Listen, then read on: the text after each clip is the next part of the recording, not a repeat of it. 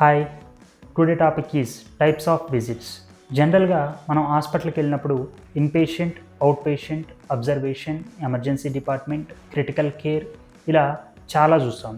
Medical కోడింగ్లో కూడా ఈ types of settings evaluation and మేనేజ్మెంట్తో స్టార్ట్ అవుతాయి. First one is office and out patient, second one is observation and inpatient. So ముందుగా ఆఫీస్కి అవుట్ పేషెంట్కి డిఫరెన్స్ చూద్దాము. Office is nothing but physician private clinic. ఇక్కడ పేషెంట్ ఫార్మల్గా admit అవ్వడు.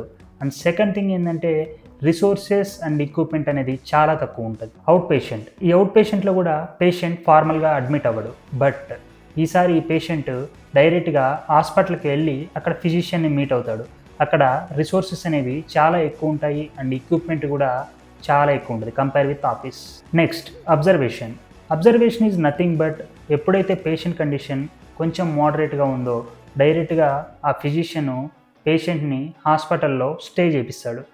Inpatient is nothing but హాస్పిటల్లో patient డైరెక్ట్గా admit అవుతాడు because of major procedures or any critical conditions.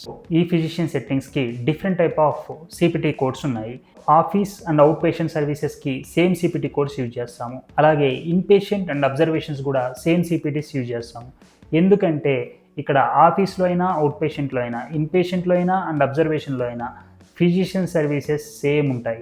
Place of service వీటికి ఆఫీస్కి అయితే ఒక పిఓఎస్ ఉంటుంది, 11, అవుట్ పేషెంట్, ఇన్పేషెంట్ ఇలా డిఫరెంట్ కైండ్ ఆఫ్ సిపిటీస్ నెంబర్స్ ఉంటాయి. దాన్ని బట్టి payer easily can identify where exactly patient is being treated.